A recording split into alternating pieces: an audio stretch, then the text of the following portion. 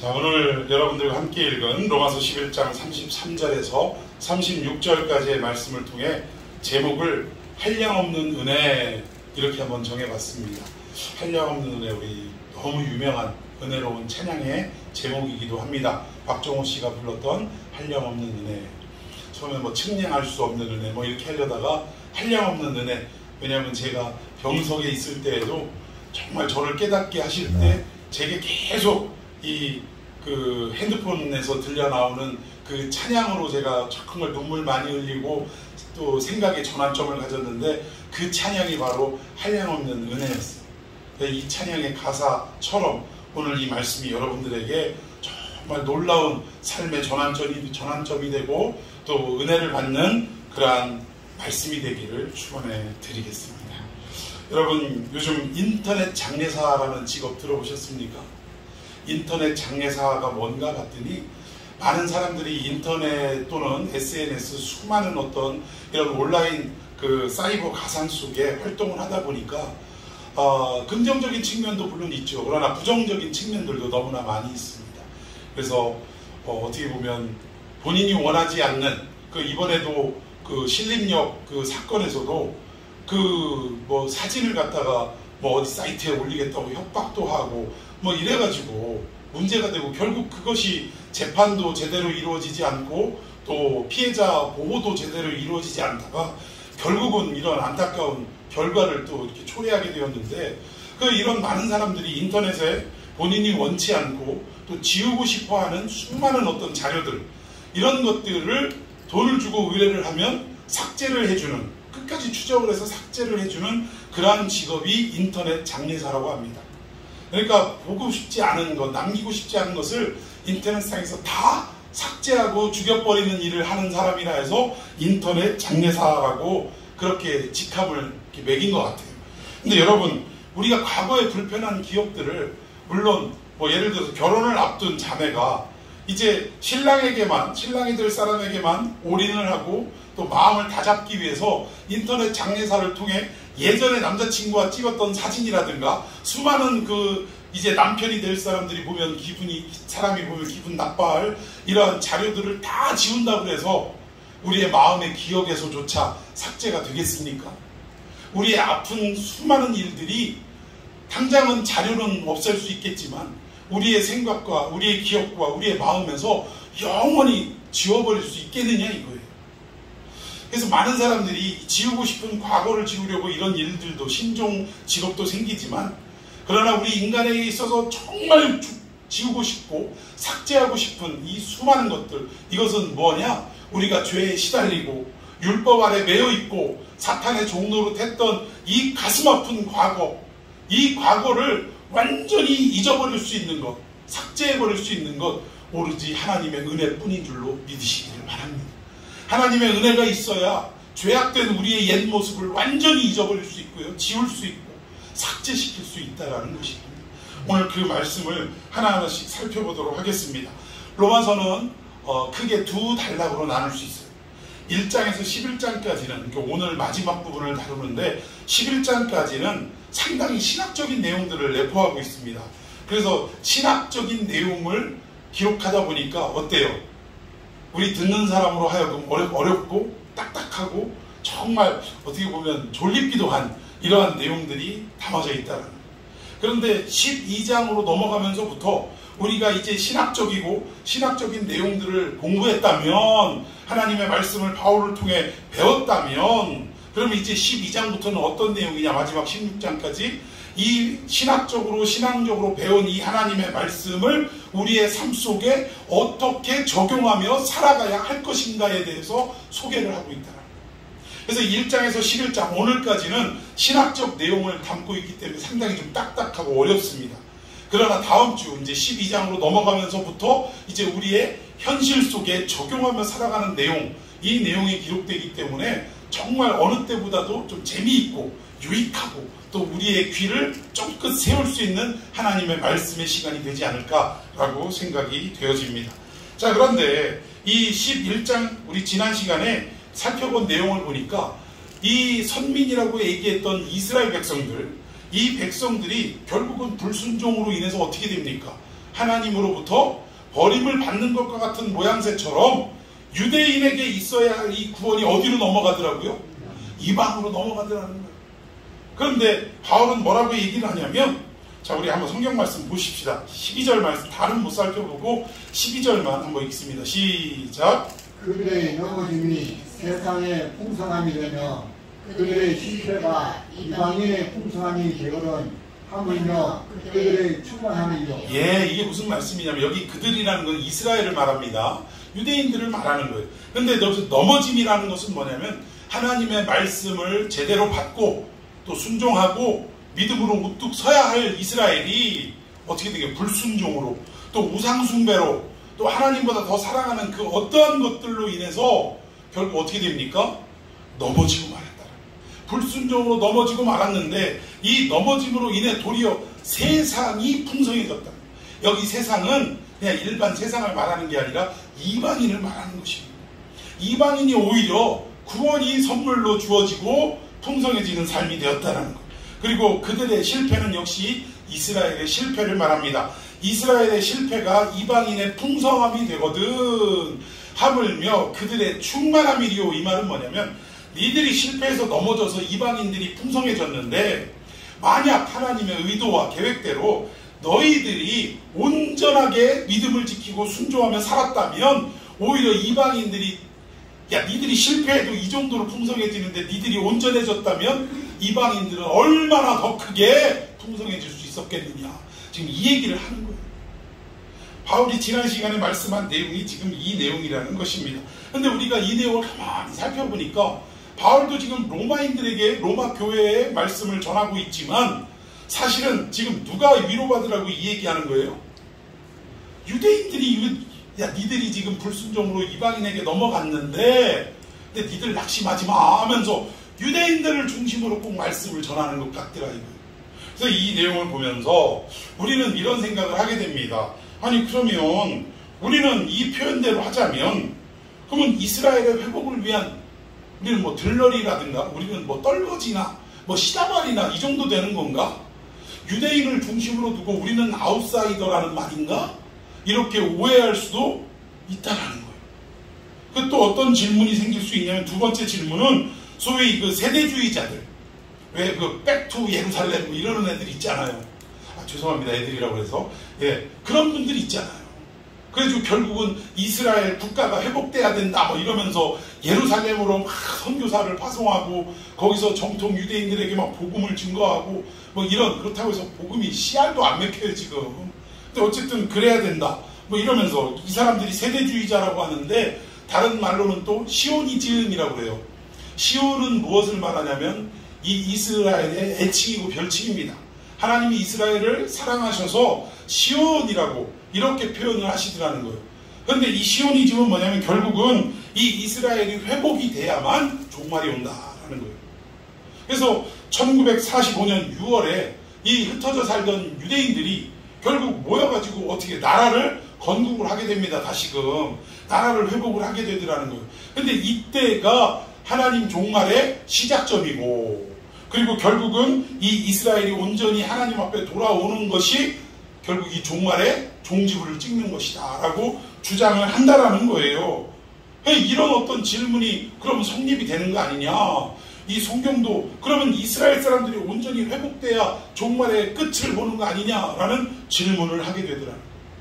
마지막 세 번째 질문은 어떤 질문이냐, 제가 질문을 적었네요. 제가 마지막 세 번째는, 그렇다면 성경이 말하는 진짜 이스라엘은 누구를 말하냐, 지금 저 팔레스틴 지역에 있는 이스라엘 사람들, 혈통적 이스라엘 사람들을 말하냐, 아니면 또 다른 누군가를 말하는 것이냐, 요 세 가지의 질문 한번 다시 한번 이제 화면을 봤으니까 한번 읽어봅시다. 첫째, 우리는 이스라엘 회복을 위한 별놀이인가? 둘째, 이스라엘이 회복됨이 종말의 시작이며 이들이 예수 그리스도를 믿고 하나님께 돌아오는 때가 종말의 끝인가? 셋째, 그렇다면 성경이 말하는 참 이스라엘은 누구를 말하는 것인가? 예, 이런 세 가지 질문에 우리가 돌입이 된다라는 거예요.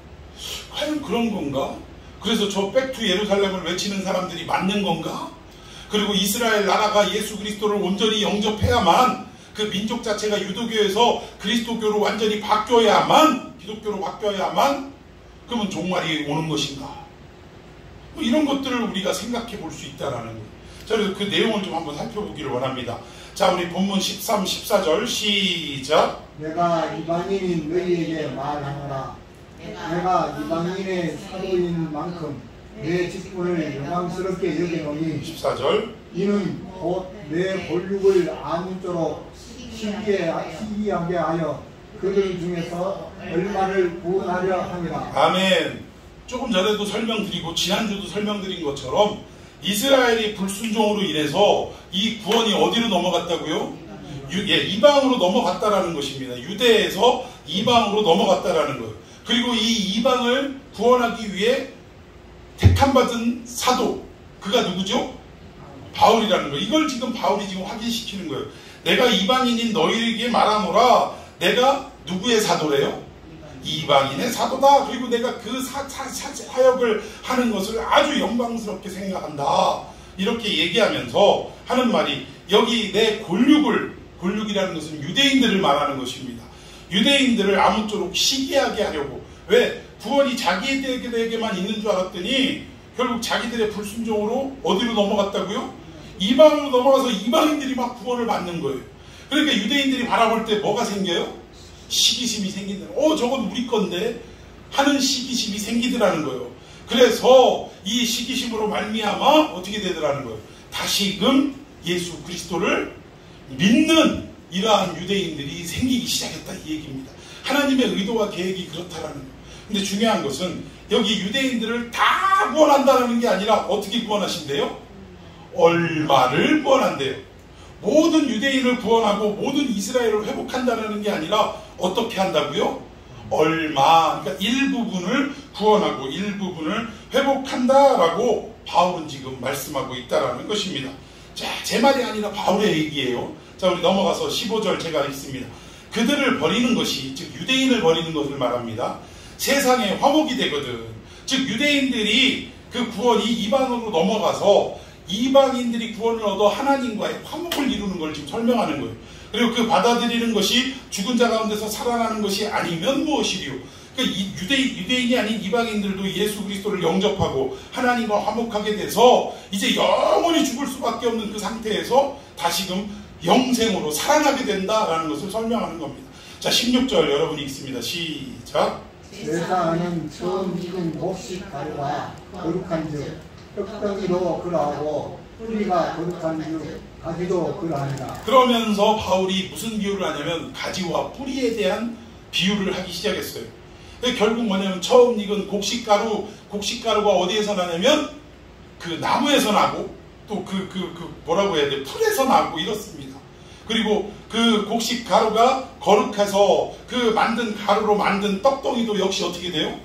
그러면 곡식가루가 나기 이전에 그 나무도 어떻게 되는 거예요? 거룩하기에 거룩한 곡식가루가 나고 그리고 그 곡식가루로 만든 그 떡덩이가 거룩해진다라는 것인데, 이것은 진짜 보이는 어떤 곡물을 얘기하고 싶은 게 아니라 우리 인간을 말하고 싶은 거예요. 그리고 유대인과 이방인들에 대한 이야기를 하고 싶은 거라는 거예요. 근데 어쨌든 이렇게 거룩한 문 결과물이 나올 때까지는 뿌리 때문입니까? 가지 때문입니까? 뿌리 때문이라 이 얘기. 가지는 우리들 인간들을 말하는 것이고 뿌리는 예수 그리스도를 말하는 거예요. 그래서 이 얘기를 지금 설명하고 있는데, 자, 우리 17, 18절도 한번 봅시다. 시작. 또한 가지 얼마가 꺾이었는데 돌감나무인 내가 그들 중에 적부침이 되어 참 감람나무 뿌리의 진액을 함께 받은 자가 되었습니다. 네, 지금 이거는 유대인과 이방인들의 상태를 지금 설명하기 위해서 비유를 끄집어 놓은 거예요. 뿌리와 가지의 비유로. 근데 무슨 얘기냐면 가지 얼마가 꺾였대요. 이 원가지가 꺾였다는 거예요. 이건 누구를 말하냐? 이스라엘을 말하는 것입니다. 불순종으로 우상숭배로 하나님께 붙어 있어야 할, 예수께 붙어 있어야 할 원가지가 꺾어져 나갔다라는 거예요. 여러분, 꺾어져 나간 가지에는 생명이 있습니까? 없습니까? 없죠. 그런데 그 꺾어진 자리에 참 감람나무가 아닌 무슨 감람나무? 돌 감람나무는 이방인들을 말하는 거예요. 우리 이방인들인 돌 감람나무를 어떻게 했다는 거예요? 접붙였다 이 얘기예요. 원 가지에 돌감람나무 가지를 접붙여서 그리고 그 뿌리로부터 자양분을 얻게 되는데 그 자양분은 돌감람나무의 자양분이 아니라 참남나무 원가지 뿌리, 원나무의 뿌리에서 올라오는 그 진액을, 영양분을 돌감람나무 가지에 접붙인 그 가지에 결국 공급을 하게 됐다. 그렇게 됐더니 어떻게 됐냐? 18절 시작. 그 가지들을 향하여 자랑하지 말라. 자랑할지라도 내가 뿌리를 보존하는 것이 아니오 뿌리가 너를 보존하는 것입니다. 예, 그 돌감나무 접붙임 받은 어찌 보면 버려 마땅한 돌감람나무 가지를 접붙였을 때 결국 이 돌감람나무가 온전한 열매를 맺을 수 있게 된 것은 뿌리로부터 온전한 자양분을 공급받아서 열매를 맺었다 이 얘기예요. 살아나게 되었다 이 얘기입니다. 그런데 네가 지금 돌감람나무 열매가 참감람나무 열매를 맺었다고 해서 자랑할 게 있다 없다? 왜 자랑할 게 없냐? 너희들이 이렇게 된 결과가 결국은 어디에서부터? 뿌리로부터 자양분을 공급받았기 때문에 너희들이 살아난 것이고 또 농부로 인해 접붙임을 받았기 때문에 너희들이 이렇게 된 것이지 너희들이 돌감나무 가지, 버려진 가지가 뭐 이쁘고 잘나고 똑똑하고 남들보다 뭐가 하나라도 더 좋기는 좋겠지 하는 뭐 그런 광고처럼 좋아서 접붙임 받은 게 아니라 그 얘기예요. 그러면서 계속해서 한번 말씀 볼까요? 19절.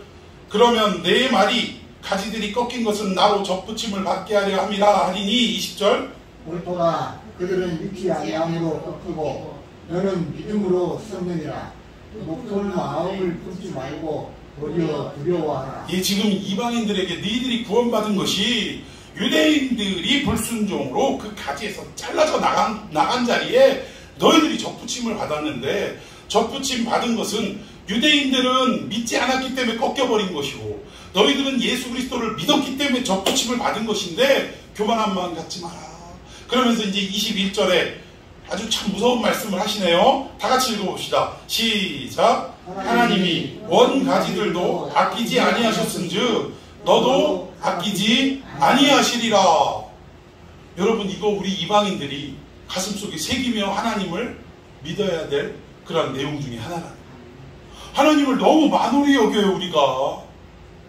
그리고 우리가 하나님 말씀대로 살지 않고 불순종하고 죄 가운데 있으면서 꼭 하는 소리가 뭐라고 하냐면 하나님은 사랑의 하나님이셔. 하나님은 나를 사랑하셔. 그래서 내가 회개하기만 하고 하나님 용서해 주세요 하기만 하면 언제든지 나를 어떻게 하신대요? 용서해 주셔.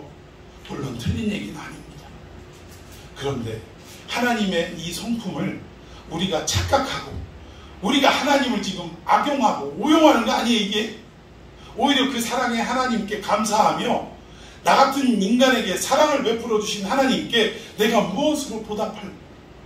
오히려 그 하나님을 기쁘시게 위해 하기 위해 그 말씀 따라 살아가는 게 우리의 본 모습 아니겠습니까? 근데 어느 순간인가 이것이 잘못 오해가 되어지고 악용이 되어서 우리가 얼마든지 죄를 지어도 괜찮아. 왜? 우리는 회개할 수 있는 기회가 있고 하나님은 그 회개를 듣고 용서해 주시기 때문이야 라고 하나님을 아주 우습게 생각하고 만홀히 생각하더라는 거예요. 마치 뭐 4대 독자 손자가 낳는데 수염 이렇게 길른 할아버지를 이쁘다 이쁘다 했더니 어떻게 하고 놀아요? 수염을 그냥 오른손으로 콱 붙들고 흔들고 놀더라 이거예요. 할아버지 엎드려 말 타 그러는데 손님이 오니까 이따 놀자 했더니 아니 이놈의 말이 왜 이렇게 말을 안 듣지?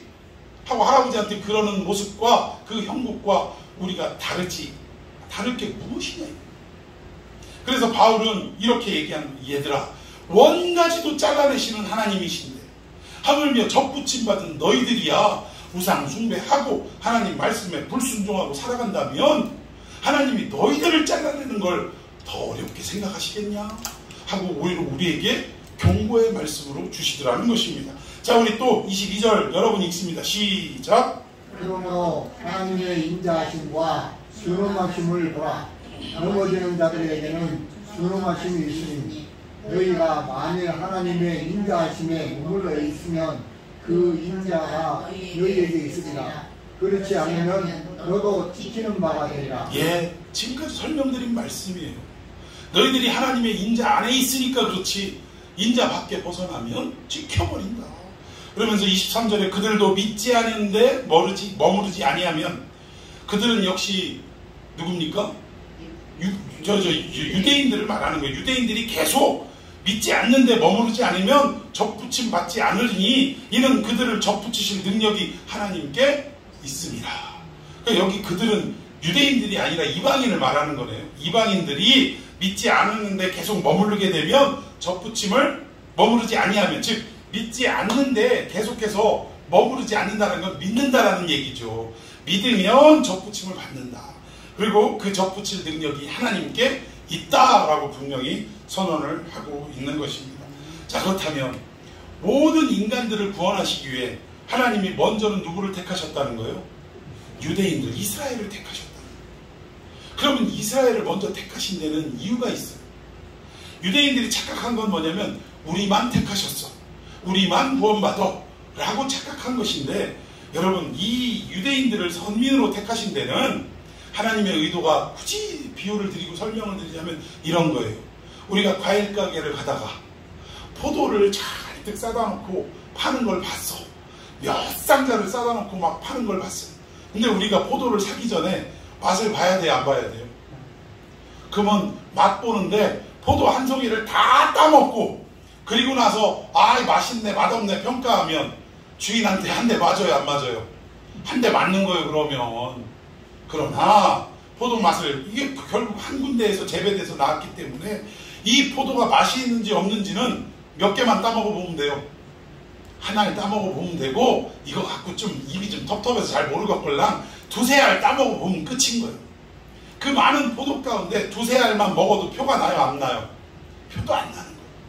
그리고 주인은 맛보기용으로 한 송이를 따로 딱 빼다가 지나가는 사람들, 또 이걸 살 사람들한테 한두 알 따먹어 보라고 맛을 권하는 거예요.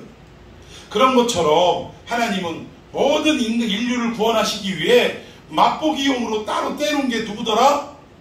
유대인이더라. 결국 과일 주인은요, 한 송이를 딱 따로 떼놓고 먹게 시음하게 해서 결국 의도는 뭐예요? 갖고 있는 모든 포도를 다 파는 데 의도가 있는 거예요. 이 한 송이를 통해서 여러 사람들이 먹고 그리고 나서 맛있다라는 평가를 받고 다 팔기를 원하는 의도가 있다라는 거예요. 마찬가지로 하나님은 마치 그 한두 송이를 따먹는 그 포도, 시음하는 포도 한 송이처럼 이스라엘을 그렇게 먼저 선택하셨다는 거예요.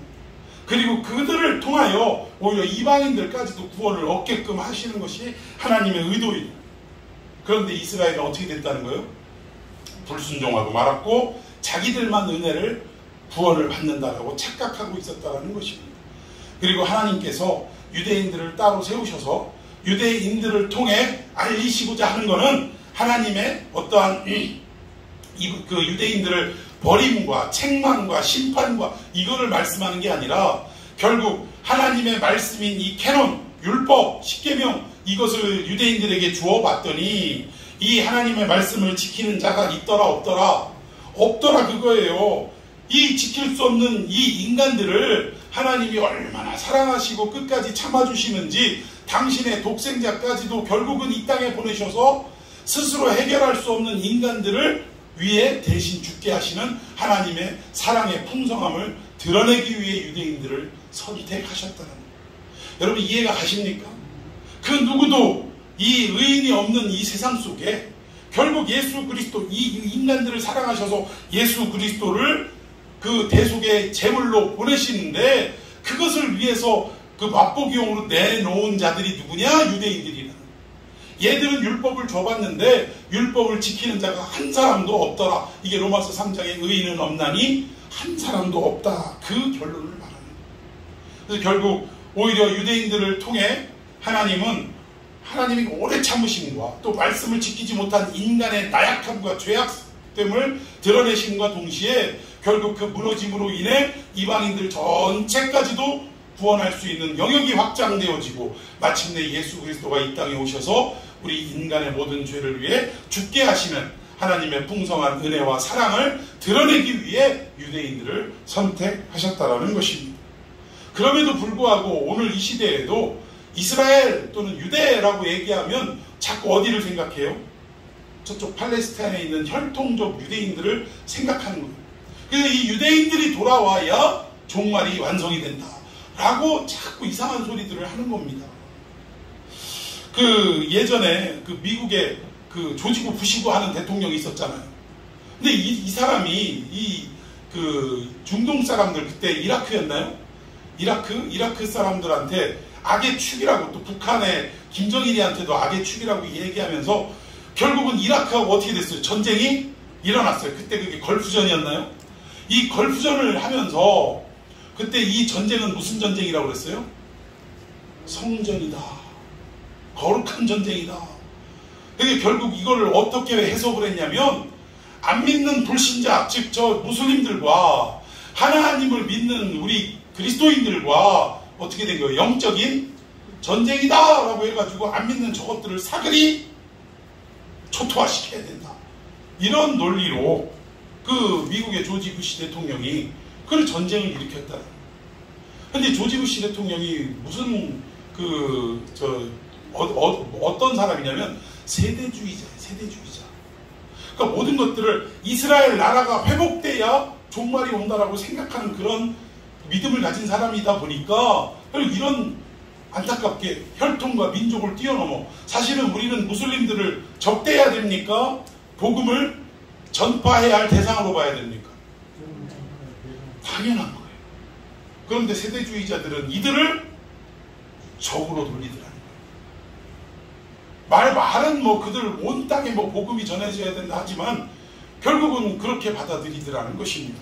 자, 어쨌든 그래가지고 이 세대주의자들이나 시오니즘, 이 사람들은 이스라엘이 완전히 회복이 되고 예수 그리스도를 믿는 역사가 일어나야 된다, 그때가 종말의 끝이다 라고 해서 오늘 이 시대의 성도들을 자꾸 혼란하게 만드는 거예요.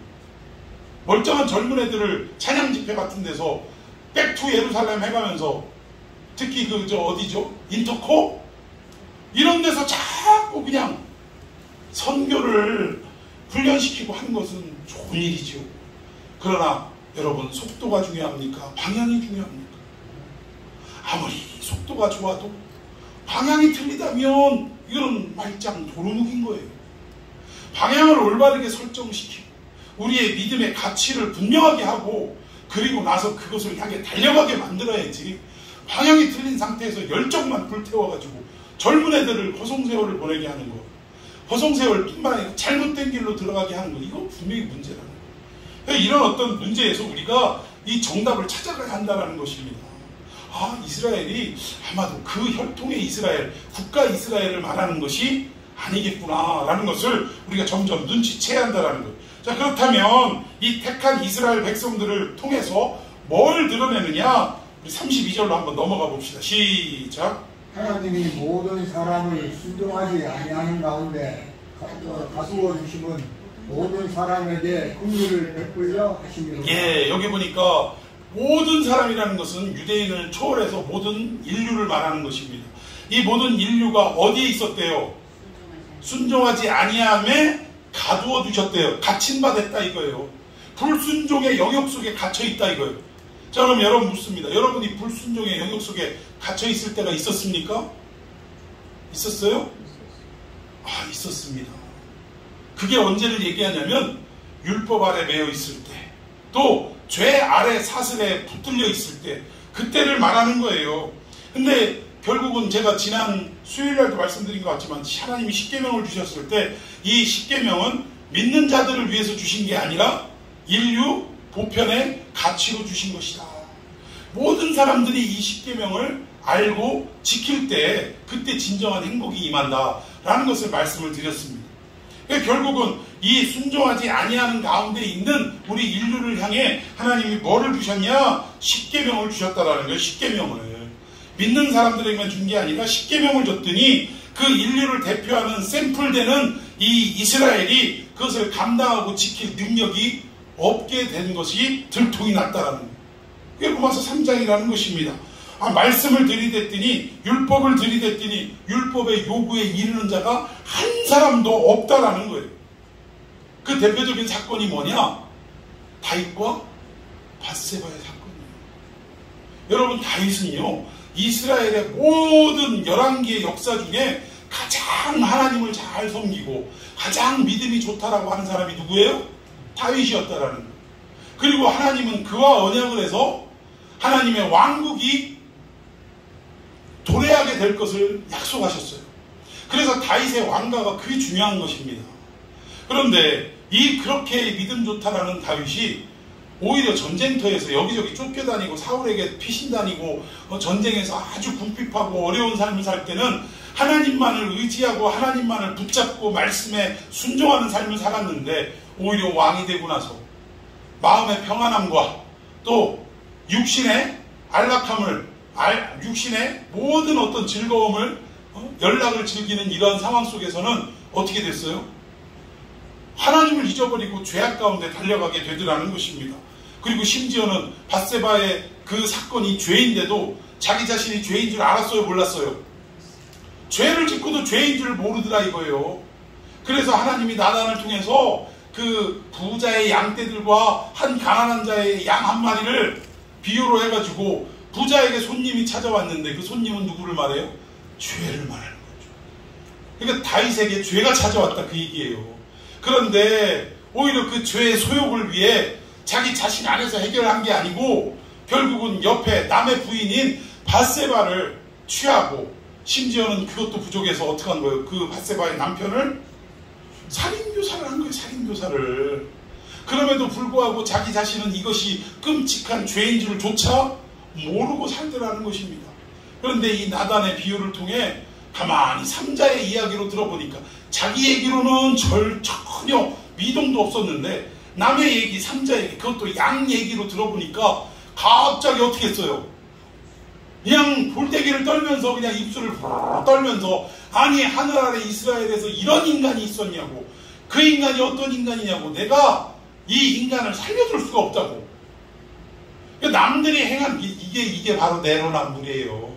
내가 하면 로맨스고 남이 하면 불륜인 거예요. 자기가 죄 지을 때는 죄로 못 느끼고 남이 죄 지을 때, 그러니까 내 눈에 들보는 못 보고 남의 눈에 티끌은 얼마나 잘 보는 게 우리 인간인지 몰라요. 그래서 결국은 나단이 그 얘기를 딱 듣자마자, 그 다윗은 그렇게 막 부르르 떨고 분기탱천한 게 진심일까요? 거짓일까요? 진심인 거예요. 진심인 거. 근데 진심으로 분기탱천하는 다윗을 향해 나단이 뭐라고 해요? 당신이 바로 그 사람이요! 하고 외칠 때 다윗은요, 악소리도 못 질렀어요. 악소리도. 얼마나 자기 자신이 충격적으로 와닿았는지 그 시간으로부터 하나님 앞에 침상이 눈물로 띄워질 수 있도록, 침례를 띄울 수 있도록 눈물을 흘리며 통회하며 자복하는 역사가 일어났다라는 것입니다. 그리고 나서 내 스스로의 힘으로는 이 죄의 문제를 해결할 수 없음을 깨닫고 비통에 빠진 거예요. 하나님, 이 다윗의 왕국, 저와 언약하시기를 이 왕국을 통해 메시아를 보내주시기로 하셨는데 이 왕국이 영원토록 망하지 않게 해주시겠다가 그 얘기 아니겠어요? 그런데 시작부터인 저부터 지금 이 죄악 가운데 해결할 수가 없으니 어찌합니까? 낙심의 철에 있는 이 다윗에게 하나님이 메시아의 음성을 들려주셨어요. 메시아의 음성을. 장차 오실 예수 그리스도의 음성을 다윗에게 시편을 통해 들려주셨습니다. 자, 시편 40편 6절부터 우리 한 절씩 읽어봅시다. 주께서 내 귀를 통하여 내게 들려주시기를, 하나님이 들려주셨다 이거예요. 다윗의 귀에. 제사와 예물을 기뻐하지 아니하시며, 지금 누군가가 그 얘기를 하네요. 지금 제사와 예물을 기뻐하지 아니하시며 번제와 속죄제를 요구하지 아니하신다 하신지라. 7절. 그때 내가 말하기를 내가 왔나이다. 나를 가리켜 기록한 것이 그 말이 책에 있나이다. 나의 하나님이여, 내가 주의 뜻 행하기를 즐기오니 주의 법이 나의 심중에 있나이다 하였나이다. 아멘. 지금 다윗이 절망에 빠져서 이 죄의 문제를 어떻게 해결할까? 내가 어떻게 벗어날 수 있을까? 방법이 없어요. 방법이. 절망에 빠져있는 이 다윗을 하나님이 긍휼히 여기셔서 그에게 말씀을 들려주셨는데, 누구의 말씀을 들려주셨냐? 장차 오실 영원한 왕이 되신 메시아의 음성을 들려주셨다는 거예요. 근데 그 메시아가 하시는 말씀이 뭐예요? 하나님은 제사와 예물을 기뻐하지 아니하신대. 우리는 구약 내내 하나님이 뭘 기뻐하시는 줄 알았어요? 제사와 황소와 송아지와 염소와 양을 기뻐하시는 줄 알고 아주 부지런히 예물을 드렸다라는 거예요.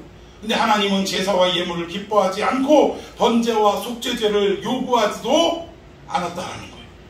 그리고 7절에 결국은 내가 왔나이다 내가 왔나이다. 이게 누가 하신 말씀이요?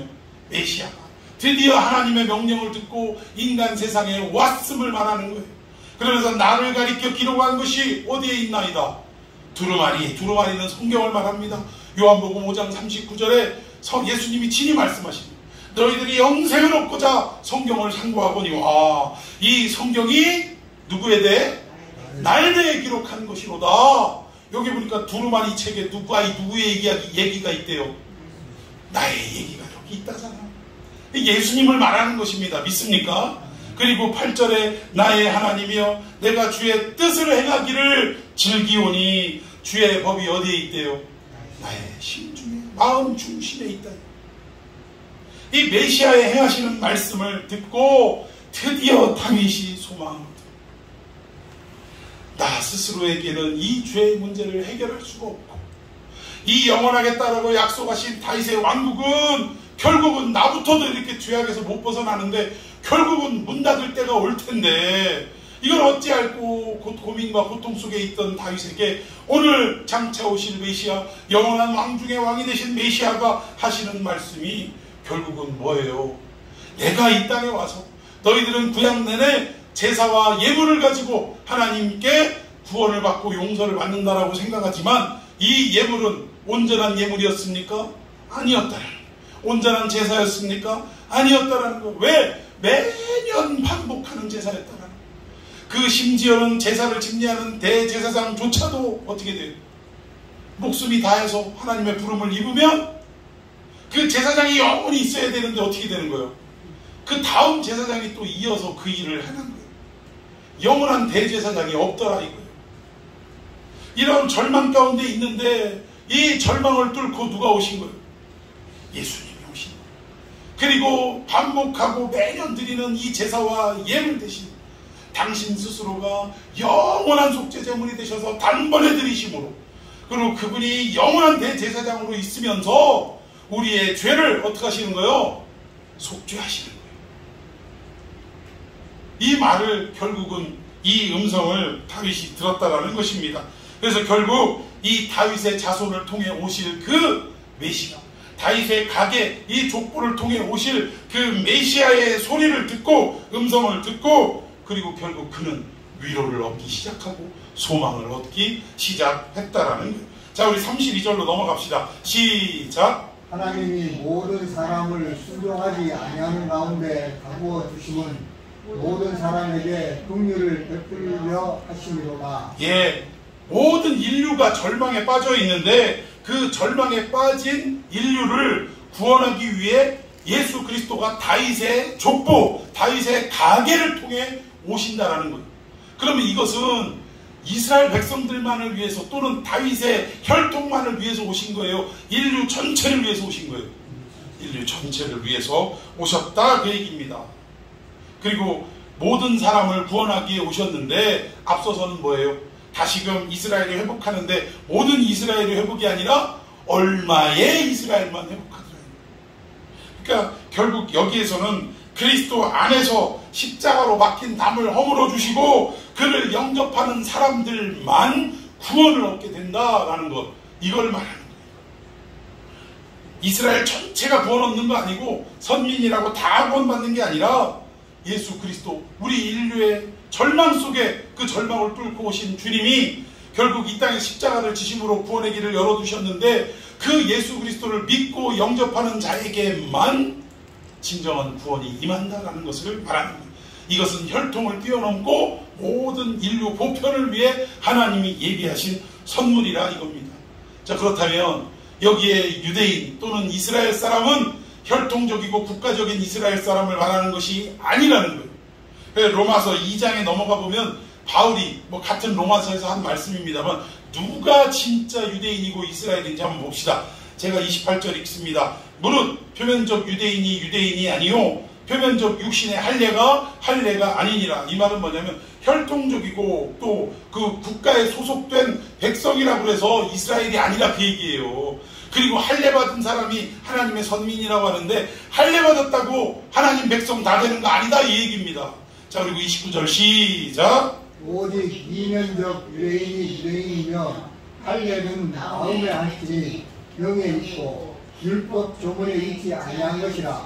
그 칭찬이 사람에게서가 아니오 다만 하나님에게서니라. 아멘. 여기 보니까 유대인이 표면적 유대인, 즉 혈통적 유대인이 아니고 오직 무슨 유대인? 이면적 유대인, 영적인 유대인이 유대인이래요. 바로 오늘 예수 그리스도를 믿고 영접한 우리들이 유대인인 줄로 믿습니다. 우리가 바로 이면적 유대인이고 이면적 이스라엘이라는 거예요. 이걸 지금 말하는 거예요. 그리고 할례는 마음에 해라. 할례의 이유를 모르니까 계속 남자들이 유대인 지금도 아직도 뭐예요? 그 생식기의 포피만 지금 자르고 있다라는 거예요. 그런데 이 생식기의 포피를 자르게 된 동기가 뭡니까? 하나님의 약속을 어기고 믿지 않고 약속의 씨를 기다리지 못한, 그리고 인간의 육신의 힘으로 자기의 실력으로 자식을 낳았던 아브라함을 통해서 하나님의 구원은 인간의 실력으로 능력으로 이루어지는 것이 아님을 알려주시고, 결국 이 일로 인해서 이 횃불 언약 때 결국 약속을 어겼으니 어떻게 해야 돼요? 죽어야 되잖아요. 죽어야. 그 쪼개놓은 그 짐승처럼 아브라함을 머리부터 정수리부터 밑에까지 아주 쫙 쪼개버려야 이게 맞는 건데, 그를 살리셔야 하니까 쪼갤 수는 없고 어떻게 하시는 거예요? 대신 할례하게 하는 거예요. 할례하게. 결국 포피를 자름으로 인해 나는 죽었습니다 라는 것을 나타내는 거예요. 근데 육신적인 포피만 베어낸다고 죽지도 않고 여전히 불순종하고 있으니 결국 예레미야 때 와서 할례를 어디다 하래요? 마음에 하래요. 마음에. 그러니까 우리도 오늘 이 시대에 어떠한 징표, 세례받고 물 세례받고 여기에 구원의 의미를 둬서는 안 될 줄로 믿습니다. 물론 세례를 받음으로 구원받았다라는 것을 공표하는 행위이지만, 교회 앞에 공표하는 행위지만, 물 세례를 받았기 때문에 그가 구원받았다는 건 절대 아니라는 거예요. 마치 이것은 할례를 행했기 때문에 구원의 백성이 됐다는 것과 똑같은 말이에요. 결국 예수 그리스도를 마음에 영접했을 때 물 세례를 받는 것이에요. 마찬가지입니다. 그래서 우리가 할례를 해도 어디에 해야 된다고요? 마음에. 하나님을 믿지 않고 불순종했던 우리의 죄악된 마음, 죽은 마음에 할례를 해야 된다. 그래서 너희는 마음 가죽을 베어내라. 예레미야가 그렇게 외쳤던 거예요. 오늘 이 시대에도 우리가 말씀대로 살지 못한 우리의 삶을 돌이켜보며 마음 가죽을 베어내는 그러한 성도가 되어야 될 줄로 믿으시기를 바랍니다.